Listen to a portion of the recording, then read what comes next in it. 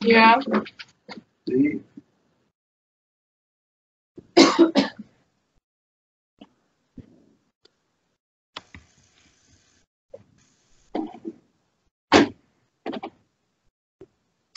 Well, the microphone is working, but not the camera. Maybe you put that button in the middle, not on that screen, but yeah, there's the camera.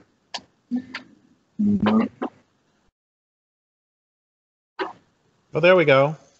Oh, that's a bummer. No, you can see us now. Oh, you can see. Oh, nice. Okay. Perfect. So not a bummer. So in our course, reimagining education, we are reading your book, Walking on Water, and we are wondering, as in like an opening question, if you have maybe like looking back to it because you wrote it in 2004. If you I don't know, change your mind about certain things or how you reflect on the past 15 years. Well, that's a great question, and a couple of things. One of them is that if I were teaching now, I would probably not be teaching the same way I was then, because I wrote it 15 years ago, and I'd been teaching. So I wrote it when I was 43, and I was teaching from when I was 29 to 39, and I'm in my 50s now, and late 50s, and I don't have the energy to. The sort of crazy stuff I did in class, I think I'd be much more sedate now. But the book itself, the main changes, I wouldn't change the book itself, but what I would do is emphasize something right near the end. It's just a sort of a throwaway line, but I think it's really, really important, which is I used to teach students only for one quarter. I don't know whether you use quarters or semesters there. A quarter was 10 weeks, 9 weeks, something like that. And if I would have taught students for 2 quarters, the first quarter would be about freedom, and the second quarter would be about responsibility. Because that book really emphasizes freedom, which I think is really important. But I say something toward the end about how freedom without responsibility is immaturity, and responsibility without freedom is slavery.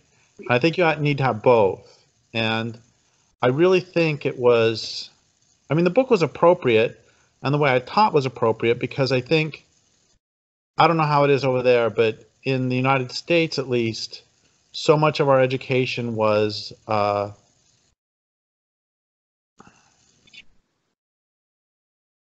at the time about conformity. But honestly, I think there are some trends I've seen, especially in the United States in education, where I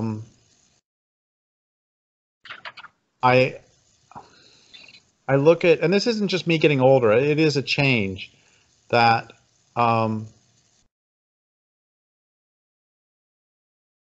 I think that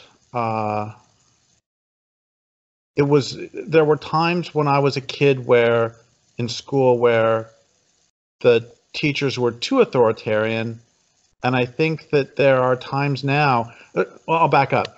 I have a friend, I was just talking to her 2 nights ago, who teaches at a university in Colorado, who, and I've talked to so many teachers like this, who are afraid of their students, not physically, like the students are going to beat them up, but she was telling me a story about one teacher who was assigning a book by Nadine Gordimer, and he got in trouble with his students for doing so. And she gets in trouble with her students all the time. She's terrified because the students report her to the authorities, the administration, all the time. And I don't know, did you hear what happened at Evergreen a couple of years ago with Weinstein? Yeah, he's a teacher. I've interviewed him. He's good. there was this thing at the university where he taught at Evergreen, and I actually did their commencement speech 15 years ago, and that would never happen now because the school has completely changed. Anyway, they had at Evergreen, they decided they were going to have a day where African American students would absent themselves from campus, and that's all fine, and they did that for several years. And then a bunch of students decided that it was not sufficient for the African American students to go on strike, but that white students and white teachers were supposed to leave campus as well. And Weinstein, who taught biology, didn't want to do that. He said, I'm here to teach, and I'm going to teach. I respect your right to do that, but you also have to respect everybody else's right to come to class if they want to. And the students took over his class, and then against the wishes of his own students, and then they went and took over the student, or not the student, the school president's office, and the school president completely caved. Later, there were groups of students going around campus with baseball bats looking for Weinstein to beat him and his wife up. And there was no repercussion for the students. And I just remember when I was in school, and I know I'm sounding like an old fart here, but when I was in college, there could be protests, but classes were actually sacrosanct. They were sacred. And if there was a protest on campus, it would be not acceptable to actually go into a classroom where other people are paying for their education. And that's something that, so I think that I like the book. I still like the book a lot. I think it's really important. And I think times have changed such that I think more than ever, we need to couple freedom and responsibility. Mm. Anyway, so that is something, I don't know that I would change it. I might emphasize that more than the sentence or paragraph that I wrote about it. I might do another chapter on responsibility if I were going to read the book. Mm. Thank you. And that was a thorough answer to the first question. We have a student who prepared also a question. Just do you want to maybe raise one? Sure.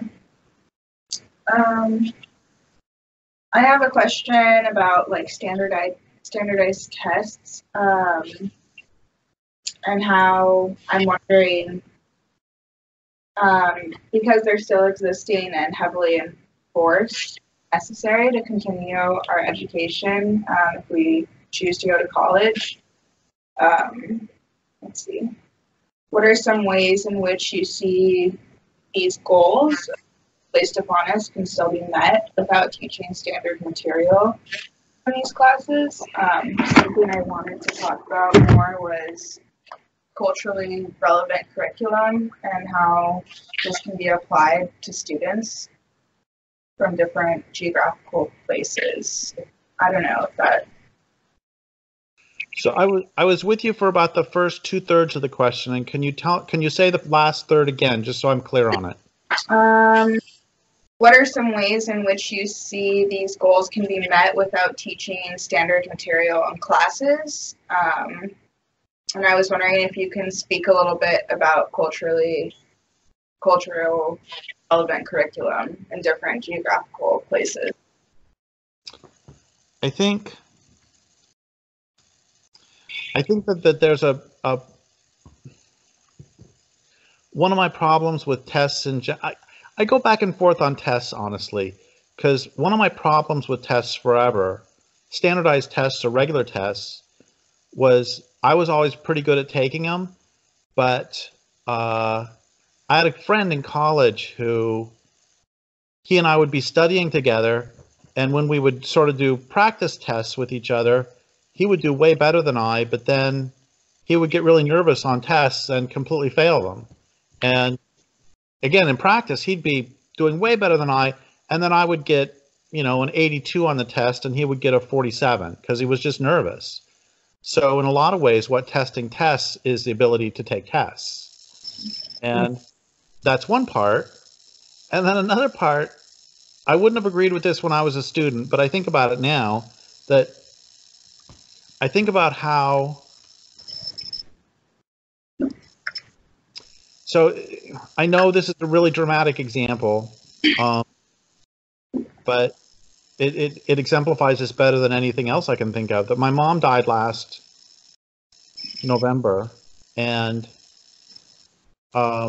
literally the day, and she was 86 and died of cancer, and she was delirious and then unconscious for several days beforehand, and literally the night that she lost consciousness, I thought of a bunch of questions I wished I would have asked her during her lifetime. And I thought of a whole bunch of things I wish I would have said. And the way that applies to tests is that regret can be a powerful motivator. And there were times that I took tests where I didn't know answers to things, but then because I got it wrong on the test, I learned it. Because screwing up was, I mean, I don't know about you, but for the most part, the only way I learn things is by making mistakes many times. And so and you have to do it, for me at least, it has to be with something at stake. So I can't do a fake test and then I miss answers because I don't give a shit. But then if there is the actual pain of getting, I think the worst test I ever had, I got a 12 out of 100. But I have to say the class average for that particular test was 26, so it's not quite as bad as it sounds. Still hate that teacher. Anyway, but the pain of getting stuff wrong is I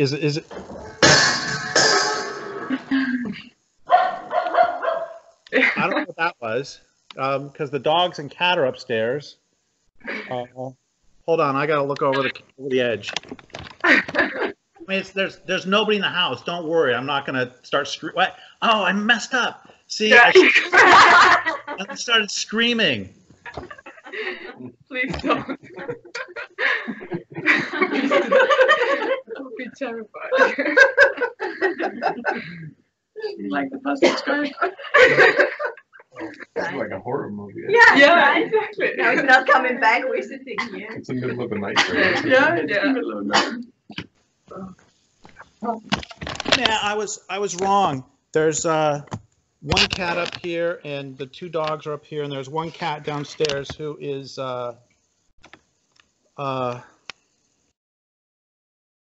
she's a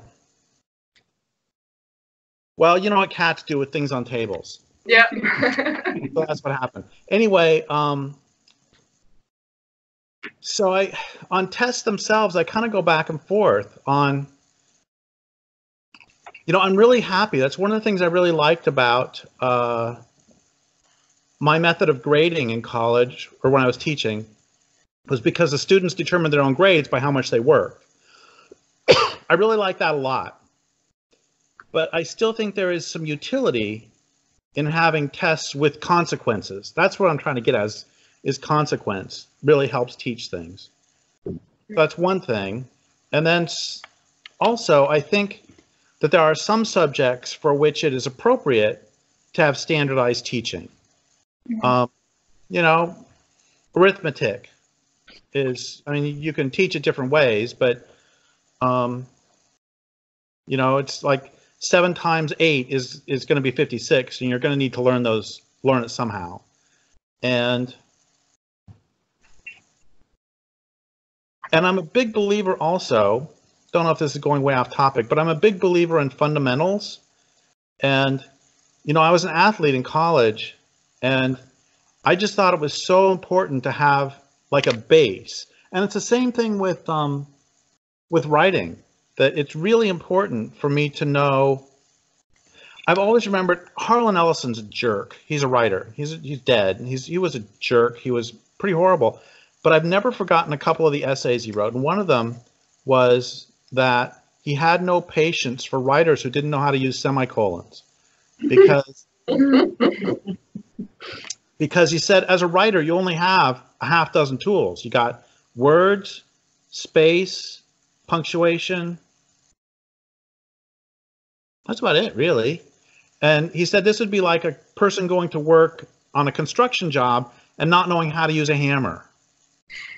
So it's the same with a writer not knowing how to use a semicolon. Or, you know, in college, God, my handwriting's terrible, but I was taught to be I was taught drafting because that's an important skill to have if you're going to be an engineer, which I unfortunately was. And so I'm a big believer in fundamentals too. So that's the sort of standardized half. And then ask me your question again, and now I'll talk to the other half. It's based on, let's see. What are some ways in which you see goals can be met using culturally relevant curriculum? Well, I think that's okay. So I've already established my sort of old fogey credentials with the other stuff. And then I think here too, it's really important, and this was so important when I was teaching writing, to find what the students love and teach them through those means. And when I was thinking about the multiplication tables, I thought about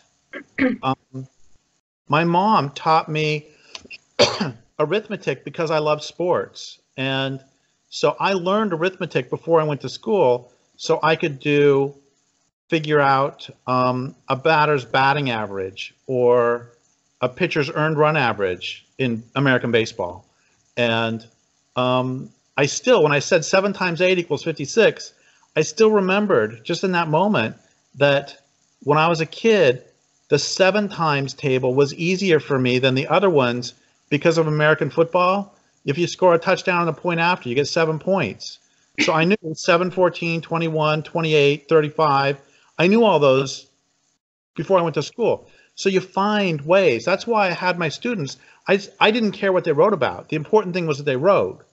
And so I think it's really important for teachers to try to find ways to try to know their students well enough, as long as it's a small enough class, to be able to find ways that the students are interested. So if you have a student who likes playing poker, that's an obvious way to teach somebody math, you know, because odds are very, very important for that. And there was a TV series in the United States called The Wire many years ago that was about inner city Baltimore. And there was one section where they were having these inner city kids who are not liking math at all, but they did like, you know, craps or, you know, the dice games. And so he got them figuring out the odds for craps. And that was in a TV series, but it struck me as really true. And I think an intelligent, intelligence is the wrong word, a caring and, that's the wrong word too, empathetic maybe, or maybe a teacher with enough time. Maybe that's the key. A teacher with enough time can try to find ways to interest individual students. And I think that could be true. One can still teach arithmetic using sports, or, well, like, give me 2 or 3 things you're really interested in. What do you love? What do you like? Food and going to dance. Okay, food. I don't know much about dancing, but food, I mean, that's for a kid, a little kid, that's a pretty obvious way to teach fractions, certainly, because you need to know fractions for recipes, right? And you also need to know multiplication, because there's Oh yeah, you have the metric system. That's easier. I was thinking 2 pints in a quart, all that crap. I think, is this answering your question at all? Yeah. Yeah. So I think a lot of it, but it's really hard. I think about some of my classes in college were with, there might be 250 of us in an auditorium. And at that point, the teacher has no choice but to do a standardized thing because you can't individually. That's a pretty interesting thing too. I'm just going to make this really short so we can go to another question. But I did a talk a week ago in Colorado, and one of the questions from the audience was, do I believe in, I think it's called the Duncan number. I don't remember Duncan, I think it is, but it might be a different name. Anyway, and I didn't know what he was talking about, but then he described it a little bit, and of course it's something I've heard about, which is you can't have a democratic governance system with more, there's a number, it's between about 100 and 150, that if your social group is bigger than 120, or if your affiliation is larger than 120, you can't have, it's too big to have non-formalized means of conflict resolution and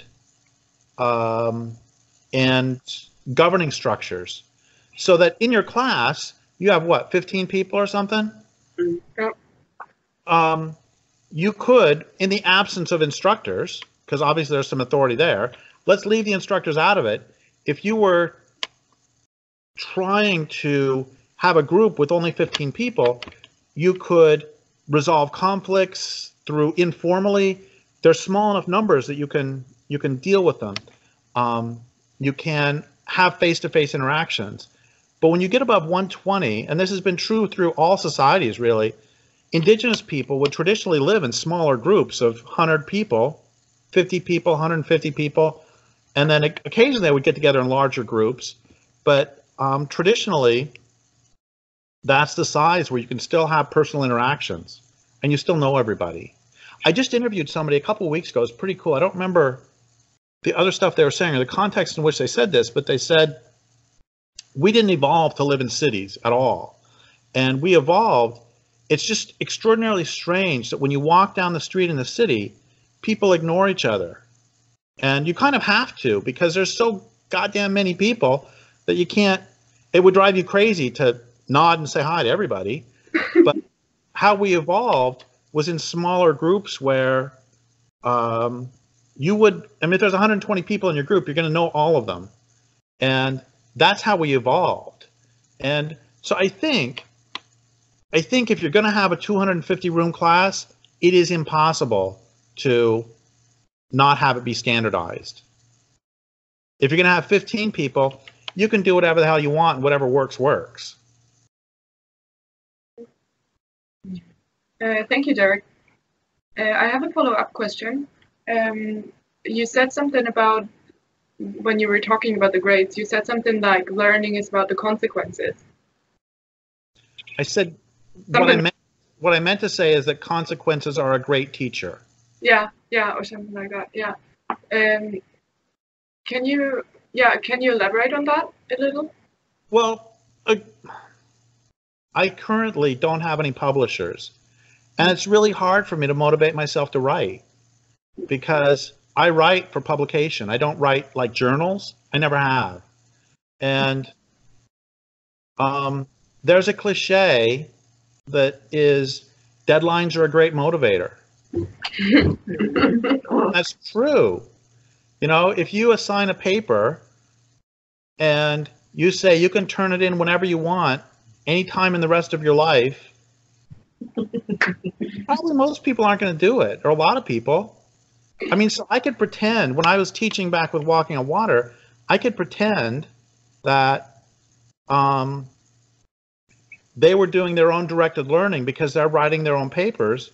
But the thing is, they wouldn't have been writing papers if I wouldn't have been forcing them to. And I don't think that's bad. I remember I wrote about this in the book that excuse me, for a while, I didn't take roll in class until there were just a couple students. Most students would still show up because they liked it, I guess, but there were a few students who never showed up at all when I didn't take roll. And finally, I wrote about this in the book. I said to one of them, so if I don't take roll, you're never going to show up? And he said, yeah, you must be high to think I'd show up without being forced to. I was like, well, okay, I'm going to take roll then. So it's simply the consequences. And they don't have to be, I'm going to fail you, but consequences motivate, that's all. And this is true in all of our relationships. If there's a really good new restaurant in town. I live in a tiny little town. There's not very many restaurants, but there's a new one that's really good. And a meal there is $8. And whenever I go in, I always give them $10 and tell them to keep the change. And what they've started doing is, and they keep saying, no, don't give us the extra. And I keep saying, nah, it's all right, don't worry about it. And so now what they started doing the last 2 times I went in there is when I get home with the food, they've given me 50% more food. And I wasn't doing it for that, but the point is, that's a consequence. Or I could go in, I could go into their restaurant, and I like them a lot. They're really nice people. And I could go in and they could yell at me, and I wouldn't go back, And that's just a basic consequence. Is this making any sense? Yes, totally. And I don't know that tests are a particularly elegant way of providing a consequence, but it's simply true. Honestly, when I was in college, I wouldn't have done any of the homework. I didn't volunteer to do extra fluid mechanics questions. I only did the ones that were assigned, and if I didn't, I would flunk. And I guess they knew that.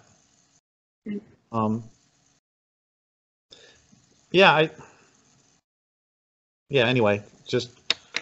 Thank you. Do we have a question? No? I can add my question. I want to. Yeah. I think you have to come up front. Yeah. Hi. Where should I speak? Yeah. Hi, I'm a student from Sustainable Development, and I feel for my course, it's very seldom or very rare that teacher would show us what is the ideal ultimate goal of the.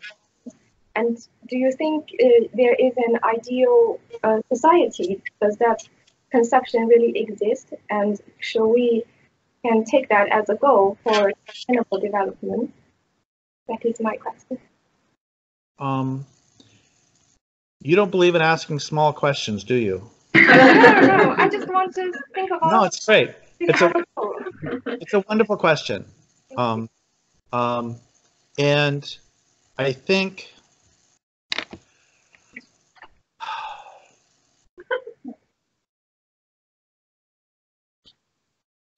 I mean, there are so many directions I want to go with this. One of them is that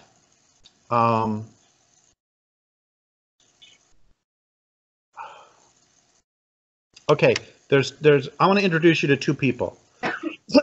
One of them is Ruth Benedict. Ruth Benedict was an anthropologist who tried to figure out why some cultures were good, to use her term, and why some cultures were bad. Why some cultures are really warlike, why some cultures are really peaceful, why some cultures treat women and children poorly, why some treat them well, why some cultures have a lot of cooperation, some cultures have a lot of competition.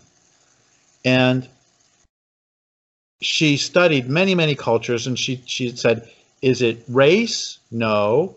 Is it house size? No. Is it wealth or poverty? No. It's not even patriarchy, which I thought was the root of all evil, but it's not. It's something else. That she found out that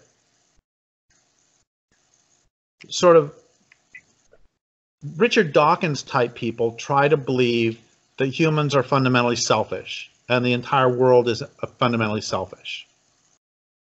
And then you get sort of liberal do-gooders who believe that humans are fundamentally altruistic and that everything is about society. Excuse me. And what Ruth Benedict realized by studying all these cultures is that they're both true. And that the truth is that humans are both selfish and social. And the cultures who were good cultures had figured out how to merge those two. And the way they did it was by making it so, by socially rewarding actions that benefit the group as a whole, and that unreward, that have negative consequences for behavior that benefits the individual at the expense of the group. And the bad cultures would reward behavior that benefits the individual at the expense of the group, and would not reward behavior that benefits the group at the expense of the individual. So a really good example could be, you could have this group of people, and let's say that one of you brings in 3 pizzas and doesn't share with anybody. It's like, well, God damn it, what the hell's wrong with them? You know, you ostracize them somehow. And on the other hand, so this isn't a good culture. So I'll back up a little bit. That there were nations in the American Indian nations in the Pacific Northwest that had what they called a shaming pole. That if you do something really bad, then they put a pole outside your house that says, I'm an asshole. And there were people in Africa who, I'll back up. So let's say we all live in a group, and let's say we're here in the Pacific Northwest, and I go out and I catch a bunch of salmon. I give them to everybody. You socially reward me by praising that behavior, by going, oh my God, Derrick, that is so cool. It's so great you brought us so many salmon. And I can give all those salmon away because I know tomorrow that you are going to go gather a whole bunch of huckleberries, and you're going to bring those in and you're going to share those with everybody. So what you're building is social capital at, instead of, I mean, think about this in terms of a family. If you have a healthy functioning family, if somebody says, Junior, could you please pass the potatoes? And Junior says, that's going to cost you $2.50. It doesn't work. I mean, that's not how a healthy functioning family works. Healthy functioning family is, I do this for you, you do this for me. We have some sort of gift economy.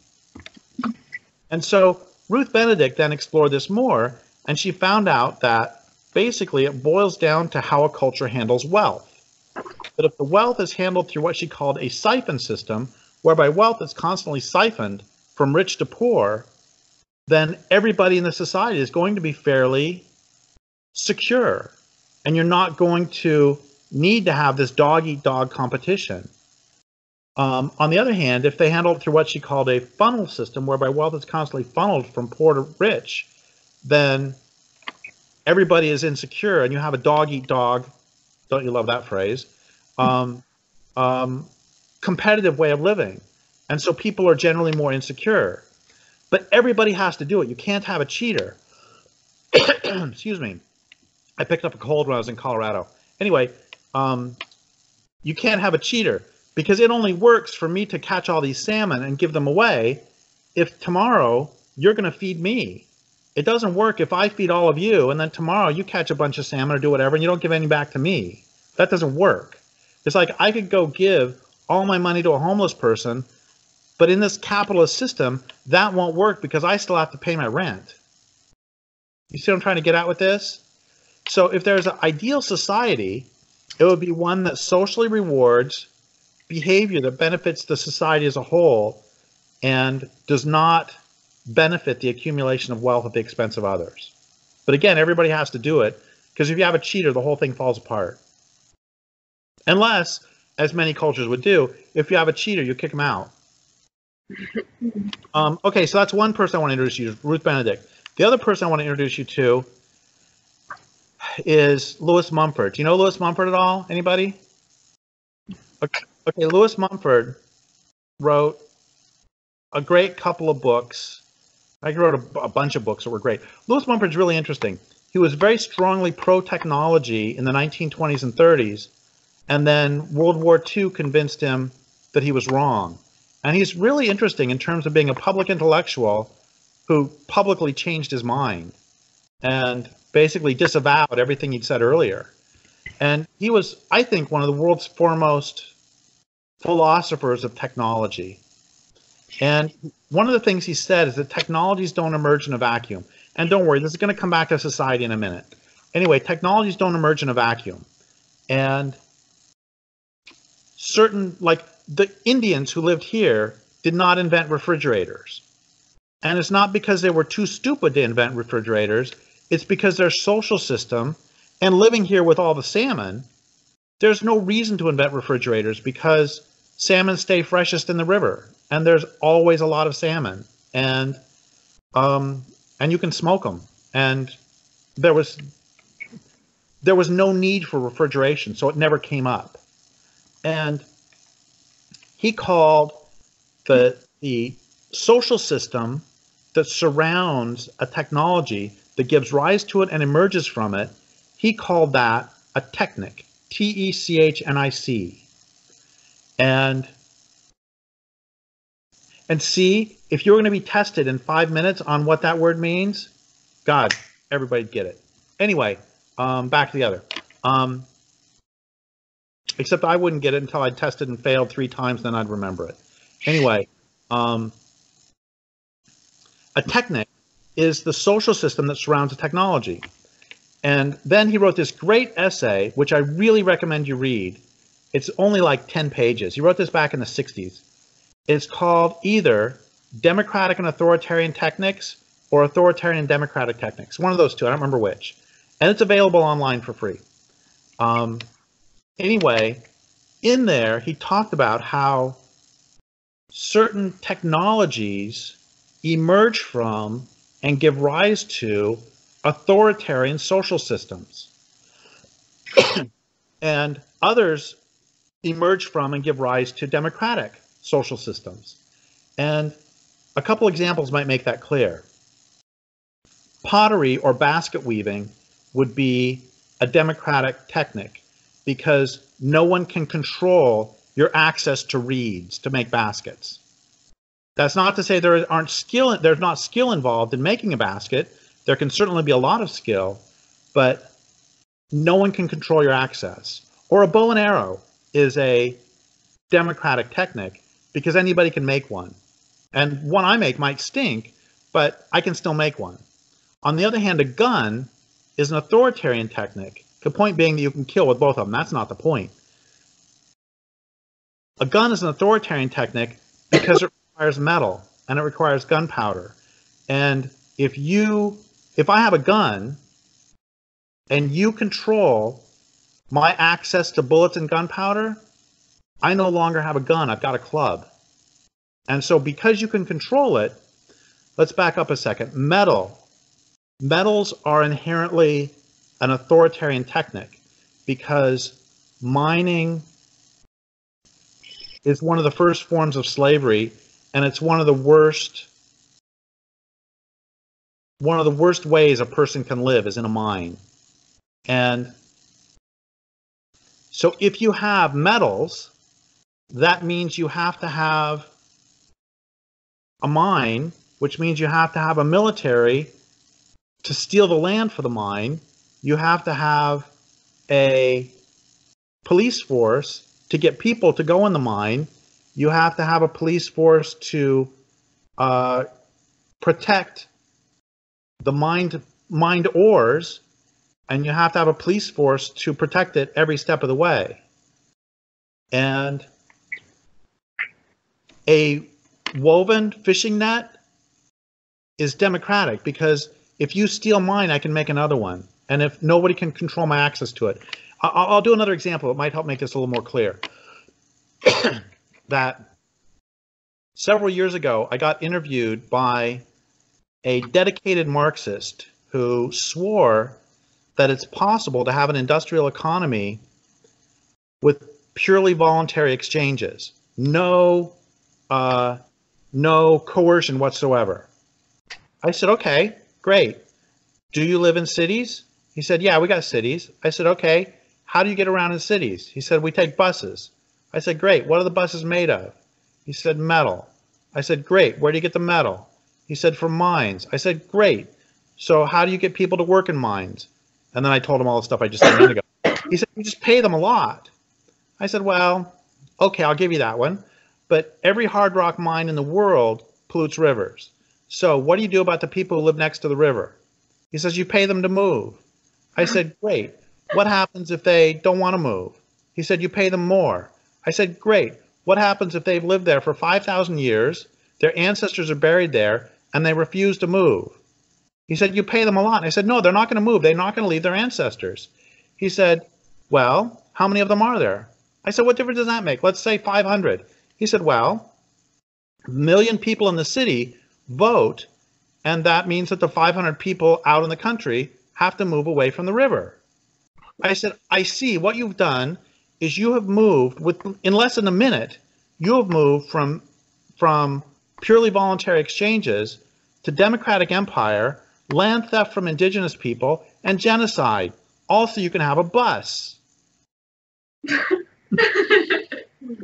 The point is that if we're going to have a way of life that's based on mining and that's based on industrialism, it will bring with it necessarily certain social forms. Oh, and there's another part of Mumford's thing too that is just brilliant, brilliant. So he says that these authoritarian techniques are authoritarian not only because they require authoritarian social systems, but also because the technologies themselves become authoritarian, by which he means they end up in charge. And if you think this is really silly, think about it. Are cities designed more for human beings or for cars? So right now, global warming is threatening to kill the planet. And are we stopping the oil economy? Are we stopping the industrial economy? No. Who's in charge? It's like the technology is actually running the show at this point. And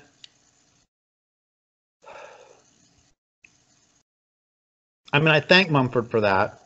And also, I don't know, I'm just going to throw this in that Mumford said late in his life that he wished his epitaph, he wished that the thing on his tombstone would read, this is the most foolish man who ever lived and all his predictions were wrong. But it's not what happened. Anyway, so the ideal society, there is no such thing as a perfect society because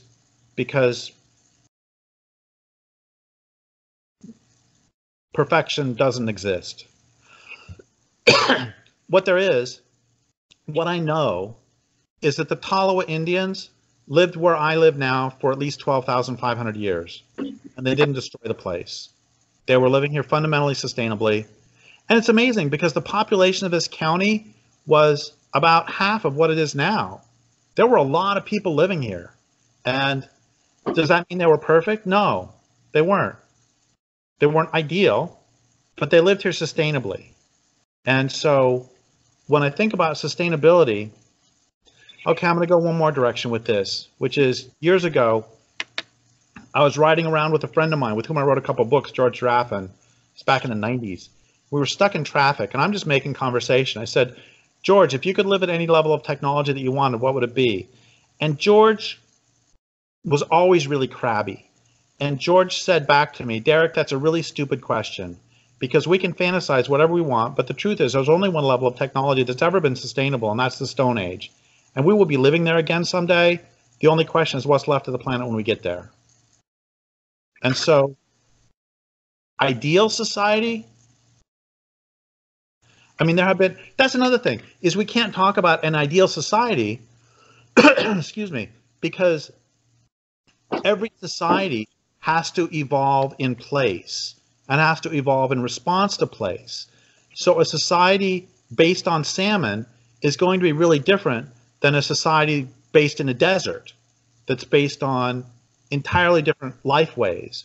That's one problem I have, by the way, with Christianity, Judaism, Islam, all the Abrahamic religions, is that, Buddhism for that matter, is that, yeah, there are certain generalities that can be made, but the purpose of a religion, I think there are two purposes of a religion. One of them is to teach us how to live with each other, and the other, and which with each other, which includes the salmon, which includes the land. It's to teach us how to live. And the other purpose of a religion is to teach us how to experience the divine. And I think that a religion that's based in the Near East is not going to be very useful to teaching me how to live in the Pacific Northwest, because the divine is different in every place. The divine is in the place, and we're going to live differently in every place. So what I think, the ideal society, presuming humans survive through this mess that we're in, the ideal society will actually be what it was meant a long, long time ago, which is 10,000 different societies, each one emerging from its own land base, based upon the needs of that land base. And the land has to be primary to everything, because without a land base, you don't have any social structure whatsoever. Thank you. I think That field. Wrap it up. Can we have one last question, maybe? I mean, the room is booked now in like a couple of minutes, so but maybe we can have a short question. From that. Yeah, I mean, I don't know if it's a short question, but I mean, you've written so many books, and I've read quite a few of them, but it's also the sense of you describe things in the culture make believe in other books about the future, and it feels like a lot of those things have come true. So what is basically your kind of outlook on the world we're in now, and also maybe the place of education or writing in all of this?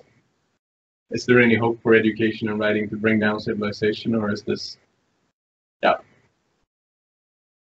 Well, my outlook is pretty much we're fucked, and that doesn't alter the fact that life is still really good, you know, and life is worth fighting for. It's real. I want to be really clear that when I say things are really bad, I'm going to keep fighting so long as there is a single blade of grass that still exists, so long as there's a single wild fungi, so long as there's a single wild salmon, so long as there's a single wild bear.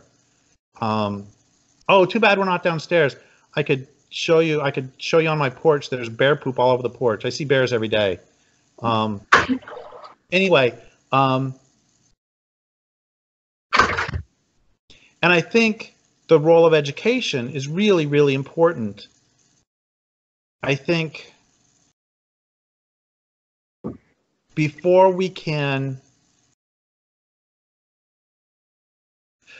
my job as a writer, and I don't remember if I said this in that book or a different book, my job as a writer is to articulate the things that I know in my heart to be true and to which I've not yet put words. And in so doing, I hope that that will help other people to articulate things that they know in their hearts to be true and to which they've not yet put words.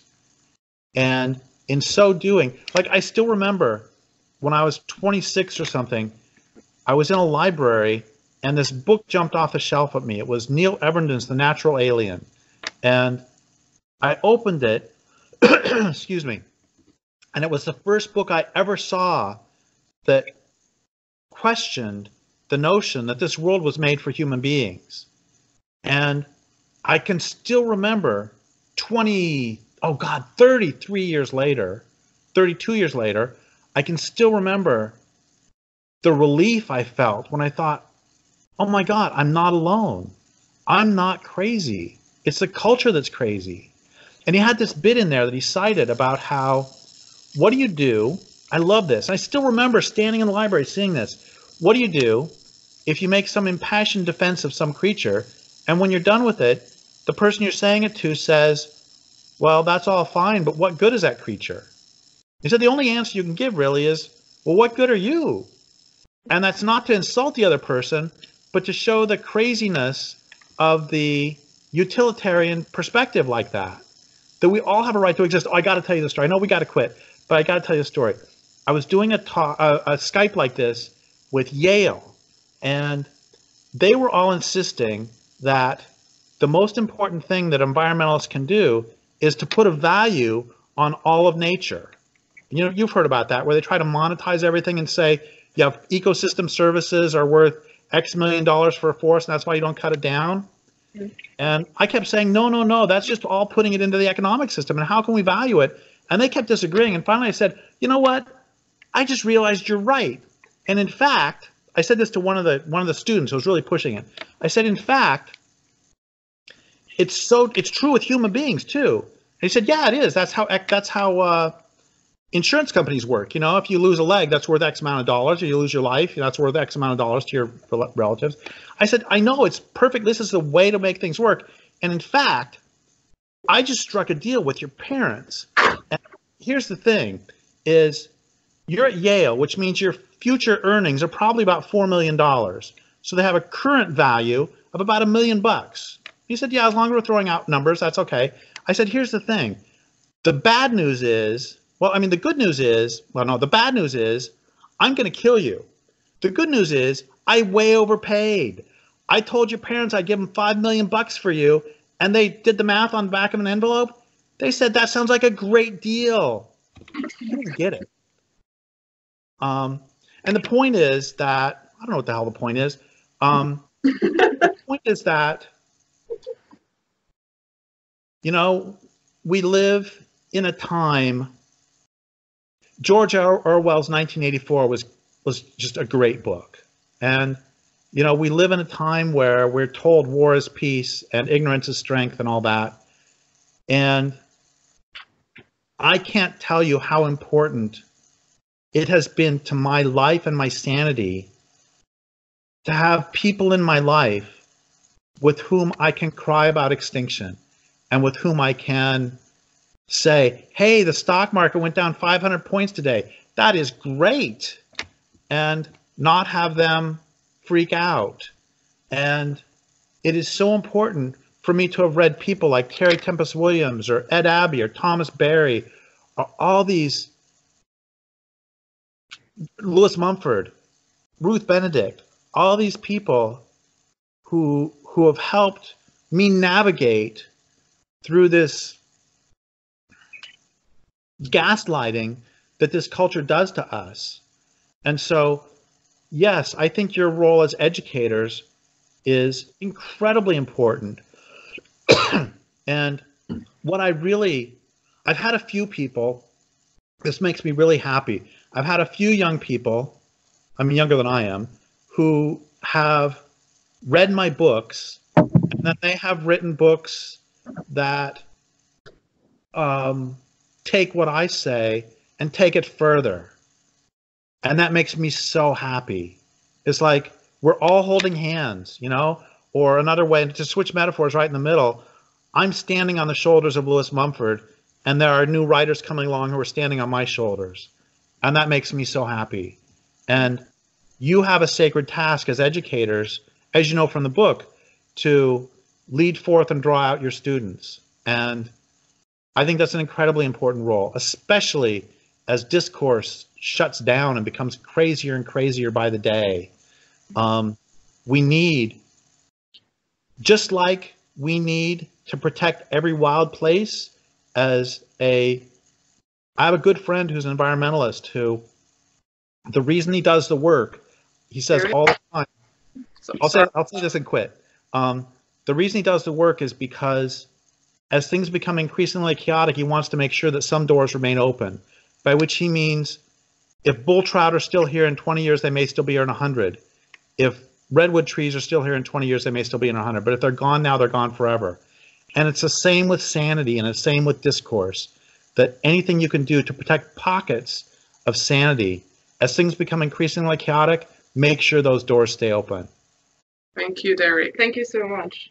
I think it was a super nice wrap up, what you just said. And I wish we could talk longer. I feel like we need to follow up. It was just really amazing to talk to you. Yeah. I hope that everyone here in the room is also satisfied. And whenever you come to Sweden, please stop by. Do that. And I'm happy to do this again whenever you want. Thank you. But we really have to wrap it up. But thanks, and we'll speak again. Sounds great. Have a good night. Thank you. Thank you.